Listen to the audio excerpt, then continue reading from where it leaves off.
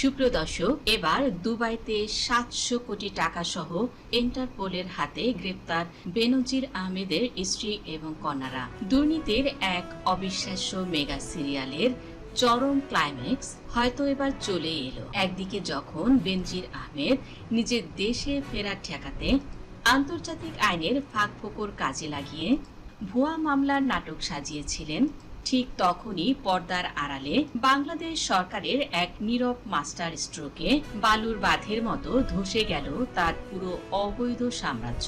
দুর্নীতি মামলায় অভিযুক্ত বেনজির আহমেদকে সংযুক্ত আরব আমিরাত পুলিশ কর্তৃক মাত্র কিছুদিন আগেই দুবাই পুলিশের হাতে গ্রেপ্তার হয়েছিলেন স্বয়ং বেনজির আহমেদ। যখন ইন্টারপোলের রেড নোটিশের ভিত্তিতে দুবাইয়ের রাজকীয় লকআপে তাকে বন্দী করা হলো, তখন অনেকেই ভেবেছিলেন তিনি হয়তো তার বিপুল টাকার জোরে খুব দ্রুতই জামিনে বেরিয়ে আসবেন। বেনজির নিজেও হয়তো জেলের চার দেয়ালে বসে এই আত্মবিশ্বাসে ছিলেন যে বাইরে থাকা তার স্ত্রী এবং কন্যারা তাদের বিশাল আর্থিক সাম্রাজ্য ঠিকই সামলে নেবেন এবং পশ্চিমা কোনো দেশে পালানোর নিখুঁত ব্যবস্থা করবেন।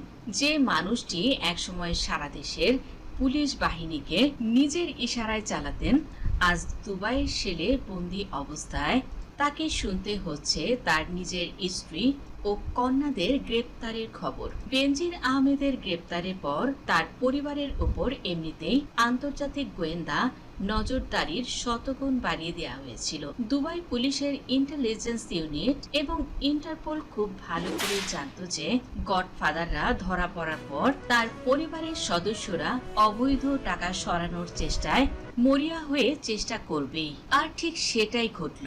বেনজির যখন জেলে বসে আইনি লড়াইয়ের ছক কষছিলেন, ঠিক তখনই বাইরে থাকা তার স্ত্রী ও কন্যারা তাড়াহুড়ো করে ৭০০ কোটি টাকার ওই বিশাল ফান্ড সরানোর এই মারাত্মক ভুলটি করে বসেন।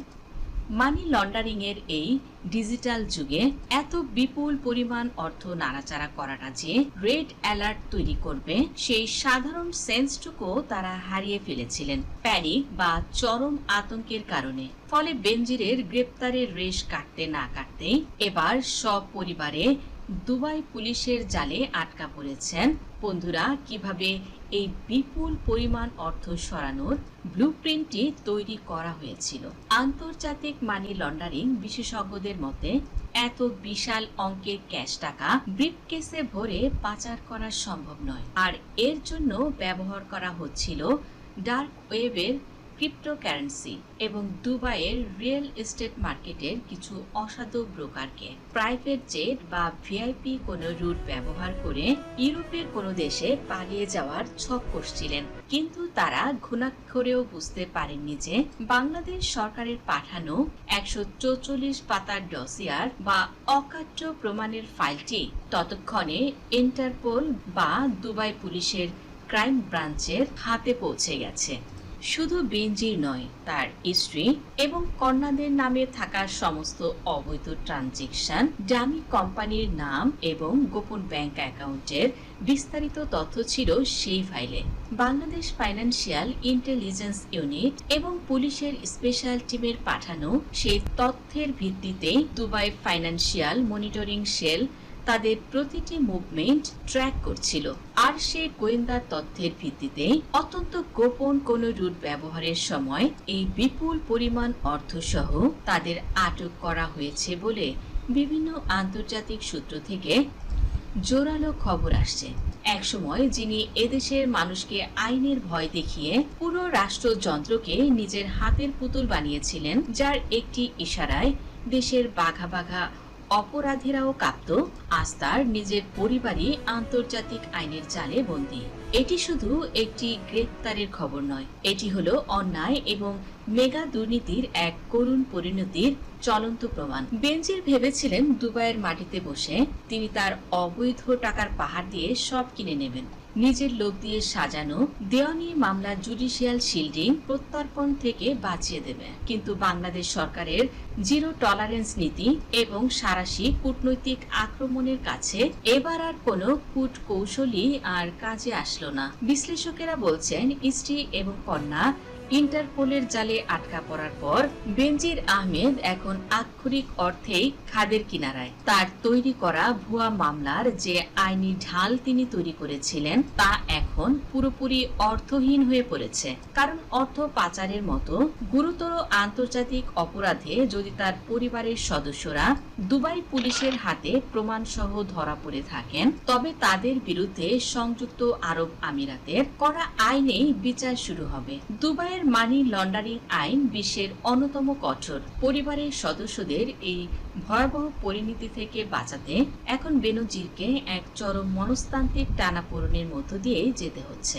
ক্ষমতার সর্বোচ্চ চেয়ারে বসে এই মানুষটি কিভাবে সাধারণ মানুষের অধিকার হরণ করেছিলেন, সংখ্যালঘু সম্প্রদায়ের জমি দখল, ভয়ভীতি দেখিয়ে রিসোর্ট বানানো, সাধারণ ব্যবসায়ীদের জিম্মি করে কমিশন আদায় কি করেননি তিনি? যে মানুষগুলোর জমি তিনি জবরদখল করেছিলেন তাদের চাপা কান্না আর আর্তনাদ বছরের পর বছর ক্ষমতা আর অস্ত্রের দাপটে চাপা পড়েছিল।